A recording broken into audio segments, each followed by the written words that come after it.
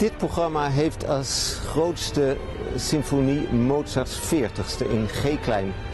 En voor mij extra bijzonder, want dit stuk is de enige grote Mozart-symfonie die ik nog nooit gedaan heb. En ook niet met het LSO.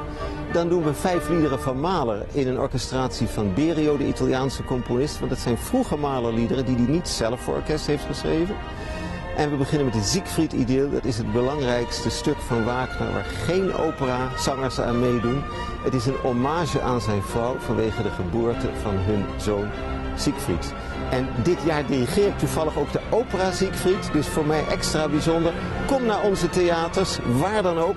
Hier zijn we in Maastricht, maar u bent ook van harte welkom in de andere steden.